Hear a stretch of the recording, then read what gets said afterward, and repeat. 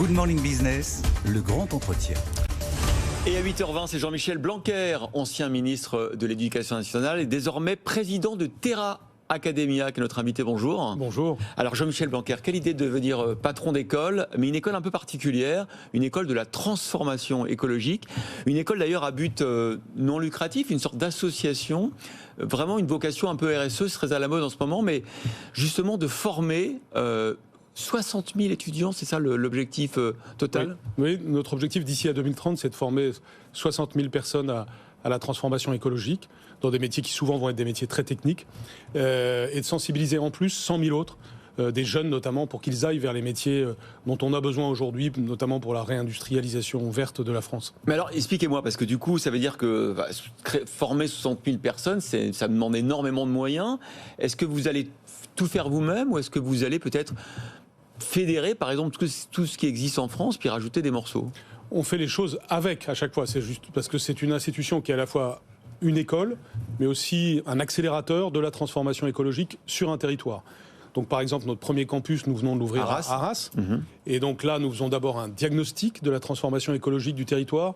Qu'est-ce qui se passe en matière d'eau, d'air, de terre, d'énergie sur un territoire donné ? De déchets, par exemple. Nous faisons le diagnostic de ce qu'il en est, avec bien sûr les collectivités locales, les entreprises, l'ensemble des acteurs.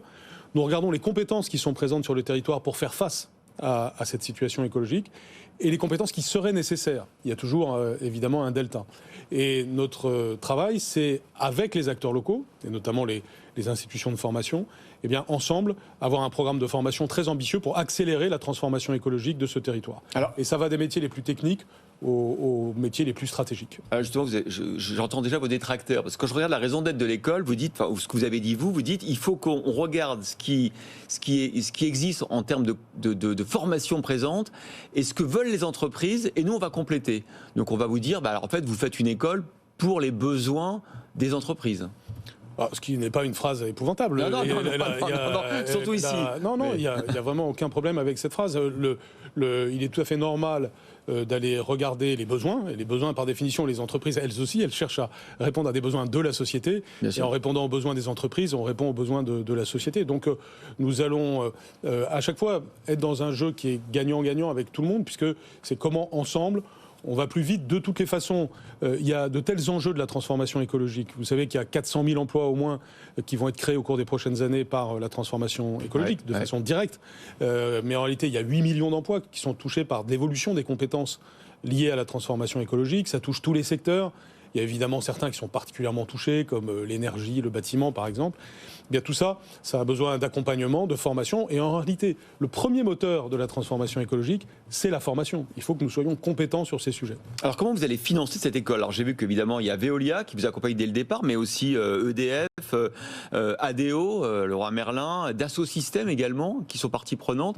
Vous n'allez être financé que par des entreprises, c'est ça le... Alors, c'est un mélange. Il y a les entreprises, bien sûr, qui sont concernées, comme celles que vous avez citées. Ça peut être aussi des PME ou des ETI à l'échelle locale en particulier. C'est-à-dire que si elles viennent, l'ETI, elle va vous demander peut-être une formation spécifique aussi. Elle va peut-être bien sûr, mais c'est notre principe, on fait du sur-mesure. On parle avec les interlocuteurs et on est capable de faire du sur-mesure. Et donc ça peut être des métiers très techniques, mais ça peut être d'autres choses. Ça peut être aussi de la sensibilisation. Par exemple, nous faisons des modules qui durent 3 jours pour des jeunes qui ont autour de 18 ans, qui n'ont ni formation ni emploi. Et pendant 3 jours, on leur expose les enjeux de la transformation écologique. Et à chaque étape de la formation, on leur montre les métiers qui sont reliés. Et par exemple, récemment, sur une formation de 15 jeunes, il y en a 3 qui ont pris le métier d'électricien parce qu'ils ont compris l'enjeu, le sens et où ça pouvait les mener eux personnellement. Donc ça peut avoir vraiment un rôle d'intérêt général considérable, puisqu'on sait que pratiquement le premier défi, c'est d'arriver à ce que des jeunes aillent vers les formations qui elles-mêmes mènent vers les besoins de la société. Alors on le disait, vous allez compléter le catalogue existant de formations en France par des formations propres.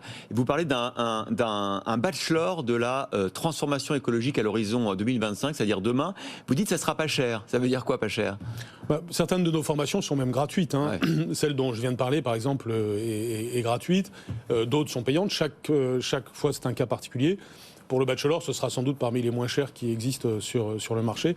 Notre but n'est pas de gagner de l'argent, vous l'avez dit, c'est une association en 1901, c'est d'avoir les comptes à l'équilibre et d'amener un maximum de jeunes dans cet exemple-là, mais parfois d'adultes, à des métiers qui vont faire leur avenir. Donc Arras, premier centre ouvert. Paris, le deuxième?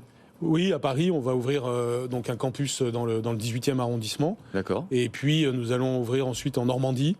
Et puis ensuite, dans chaque région de France, l'objectif, c'est d'avoir un campus par région en France. Et assez vite aussi d'aller sur le plan international se développer, puisque les besoins mondiaux sont gigantesques. Voilà, Terra Academia. J'en profite évidemment, Jean-Michel, pour vous parler, Blanquer, pour vous poser quelques questions d'actualité, notamment sur le niveau des élèves en mathématiques, parce que c'est vrai que c'est un souci. On voit la place qu'a pris évidemment la transition technologique, l'intelligence artificielle dans la transformation des sociétés, des entreprises aussi, et donc il nous faut des bons matheux. Alors on en a, hein, et tous les cerveaux, je crois qu'il y a un quart des cerveaux de l'IA au niveau mondial qui sont des cerveaux français. On n'arrive pas toujours à les garder.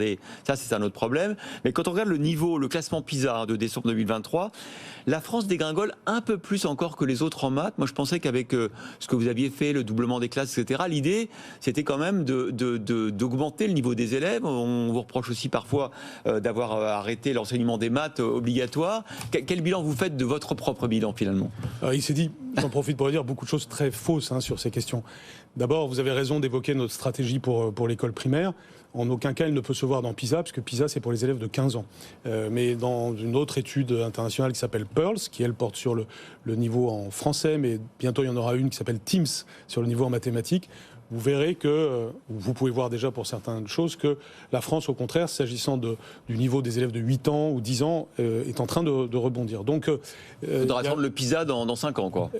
Oui, dans 5 ans, j'espère bien que le prochain PISA commencera à refléter cela. Vous savez, vous ne faites pas pousser les plantes en tirant dessus. C'est un très long travail. Il y a eu ce qu'on appelle le plan mathématique en France. Personne n'en parle, mais ça a formé déjà près de 500 000 professeurs en France grâce à tout simplement de la formation continue au plus près des besoins. Et contrairement à ce qu'on a dit, l'enseignement des mathématiques, c'est pas du tout effondré pour les filles. Vous avez au contraire plus de filles qui font aujourd'hui le parcours en lycée qui se finit par maths experte. Qui prennent l'option. Qui prennent l'option, qui est avec un programme de mathématiques plus approfondi, avec plus d'heures de mathématiques. C'est 9 heures, c'était 8 heures auparavant par semaine. Nous n'avons pas le temps de faire tout le développement, mais dans les temps prochains, puisque j'attendais avant de communiquer là-dessus. J'ai entendu beaucoup de choses, mais les vrais chiffres stabilisés sont sortis. Et je peux le dire devant vos téléspectateurs, au contraire, c'est un rebond en mathématiques et sciences qui a été préparé ainsi. Et j'invite chacun à regarder de près les chiffres qui sont sortis récemment. Qu'est-ce que vous pensez de l'idée d'avoir des classes de soutien ou des groupes aussi de niveau à l'école? C'est une idée que j'avais moi-même préconisée, qui était d'ailleurs la suite normale de la réforme de l'école primaire. Je rappelle que nous avions réformé profondément l'école primaire et le lycée.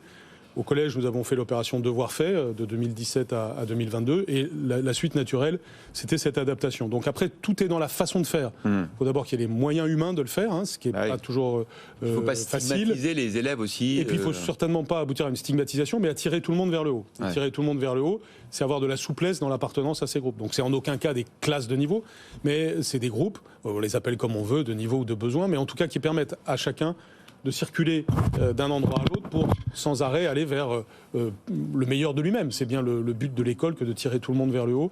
Donc tout est dans la mise en œuvre. Ça peut donner de très bonnes choses si c'est bien fait. C'est pour ça qu'il faut beaucoup reposer d'ailleurs sur l'autonomie des établissements. Et donc nous allons voir ce qu'il en est. Mais je pense que sur les principes c'est bon. Maintenant il faut être très prudent et très attentif à la question de la mise en œuvre. Voilà, Terra Academia, l'aventure entrepreneuriale de Jean-Michel Blanquer pour contribuer à la transition écologique de notre pays.